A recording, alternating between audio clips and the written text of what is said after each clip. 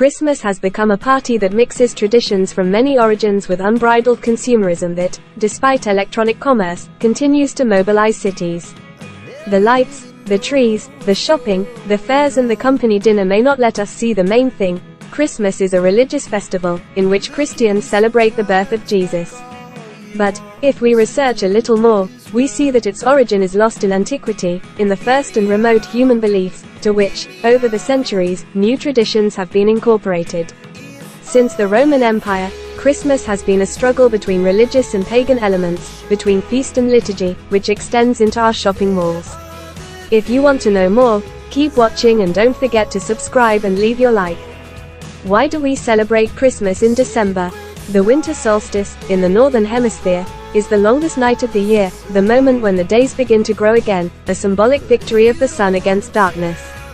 It takes place between December 21st and 22nd and has been celebrated since time immemorial. Historian Richard Cohen reports, in his book Persiguiendo el Sol, La Historia Épica del Astro que nos da la vida, Chasing the Sun, the epic story of the star that gives us life, that, virtually every culture has a way of celebrating this moment. The apparent supernatural power to govern the seasons, which manifests itself at the solstices, has inspired reactions of all kinds: fertility rites, fire-related festivals, offerings to the gods, says Cohen. At that same time of the year, in mid-December, the ancient Romans celebrated Saturnalia, a festival in which they offered each other gifts, but also exchanged social roles, a mix between our Christmas and Carnival. What happened on December 25th?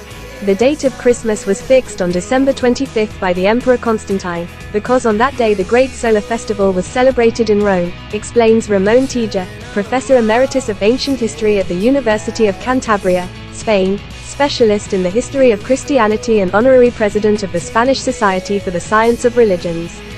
Thus, the emperor who transformed Christianity into the religion of Rome, and who ruled between 306 and 337, somehow identified his figure with the divine, taking advantage of the ancient festival of the day of the birth of the unconquered sun. It was a fusion of the solar cult with the Christian cult, says Tija.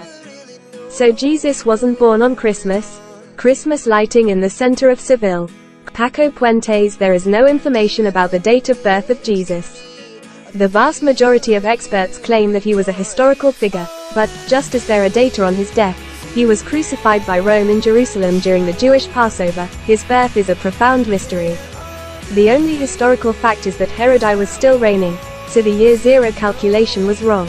It would be necessary to advance 4 or 5 years, explains Tija, since Herod the Great died in the year 4 BC. El País journalist Juan Arias, one of the greatest experts on the figure of Christ and a profound disseminator of Christian history through books such as Jesus, That Great Unknown, Objetiva, wrote, "The legend of the birth of Jesus is silenced by 2 of the 4 canonical Gospels, that of Mark, considered the oldest, and that of John. They begin the account of the life of Jesus when he was already an adult." National Geographic magazine published, in its December edition, an extensive report on archaeological certainties about Jesus, which speaks in the same sense. The Church of the Nativity in Bethlehem is the oldest Christian temple still in use, but not all experts believe that Jesus of Nazareth was born in Bethlehem. Archaeology is silent on the matter, writes Romy. The account of the manger and the shepherds appears in Luke, the Magi Kings, the massacre of the innocents and the flight to Egypt, in Matthew. It's an a posteriori theological interpretation, says Tija. This is a way of indicating that Jesus descended from the tribe of King David, who proceeded from Bethlehem. And what is the role of the Magi in this story? The account of the visit of the wise men with their gifts, a moment known as the Epiphany, only appears in the Gospel of Matthew. The vast majority of historians consider that Gaspar, Balthazar and Melchior play a very important role in the Christian tradition because, as Tija explains, the kings who visit the child Jesus are pagans, not Jews, and they are the first to recognize him as a descendant of the lineage of David, as a king and as a god. In fact, Christians in the East continue to celebrate Christmas on January 6th and 7th. This has to do with the differences between the Julian and Gregorian calendars, but also with the fact that the East maintained, for centuries, the Epiphany as the key moment of this feast.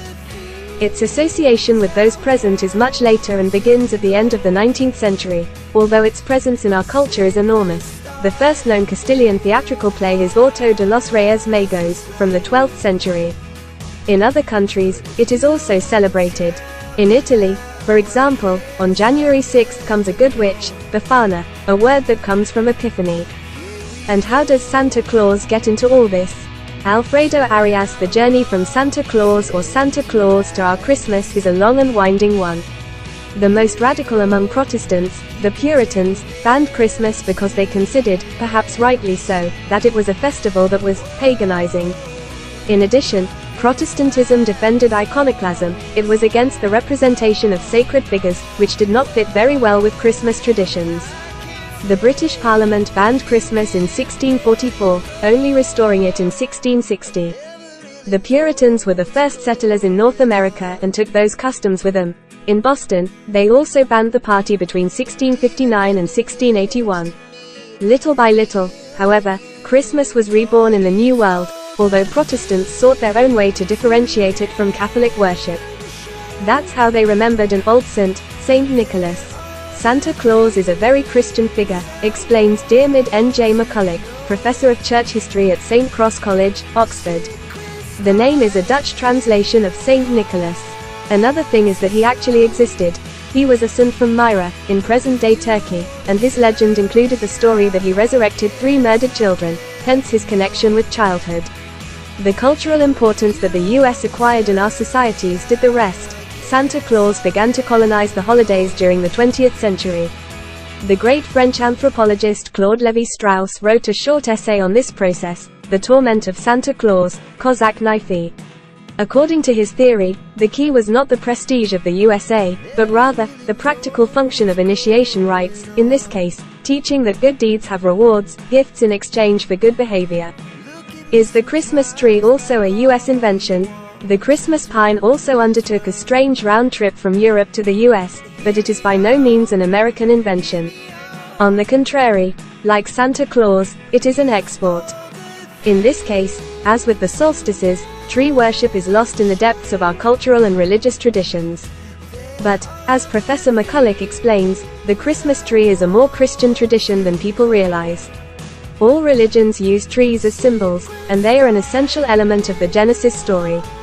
The first decorated Christmas trees that we know of are from 16th century Germany, at the time of the Reformation. Martin Luther himself encouraged this custom, continues the Oxford professor. Once again, a tradition related to Protestantism, the Christmas tree, avoiding representations of sacred figures, crosses the Atlantic and returns transformed into a universal symbol. In Spain, it coexists peacefully with the maximum representation of our Christmas, the cribs. When did we start setting up cribs? The first nativity scene appears in a legend. On the night of December 24, 1223, San Francisco de Asís organizes a living nativity scene in a cave in the Italian city of Greccio, and the figure of the boy ends up becoming the real Jesus. This miracle was captured by Giotto at the end of the 13th century in one of the most famous frescoes in the history of art, which can be seen in the Basilica of San Francisco de Assisi. To tell the story of nativity scenes, we turn to the erudition of Antonio Basanta, vice president and patron of the Sanchez Rua Perez Foundation, but, above all, owner, with his wife, Teresa Martin, of one of the largest collections in the world, part of which can currently be seen at the home of the reader of Matadero, Madrid. The Basanta Martin collection comprises 25,000 pieces and 4,000 sets of nativity scenes, all made by artisans in the field. It is a universal phenomenon, inseparable from Spanish culture, says Basanta, who has just published the essay Leer contra la Nada, Reading Against Nothing. To organize his nativity scene, San Francisco has to ask for papal authorization, because Rome had prohibited these scenes in the 13th century, since pagan elements were introduced through the shepherds. This means that it is a phenomenon that already existed before. The oldest nativity scene in Spain is in the church of La Sang in Palma de Mallorca, dating from 1480, the work of the Alemano brothers. From Murcia to Naples, passing through Barcelona and Madrid's Plaza Mayor, nativity scenes occupy an enormous space in our collective imagination. In the streets of the historic city of Naples, we can buy figures of Berlusconi and Maradona, sanctified, to a certain extent, through their conversion into clay, and in the markets of Catalonia the famous Cagana, which, as Basanta explains, come from the Middle Ages and symbolize the fertilization of the land. are embodied in the characters of the season.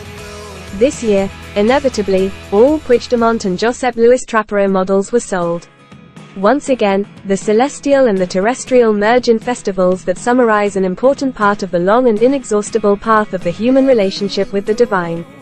And we left out Scrooge, character from A Christmas Carol, by Charles Dickens, and the ghosts of Christmases present, past and future, and the lights, and the movie It's a Wonderful Life, and its love.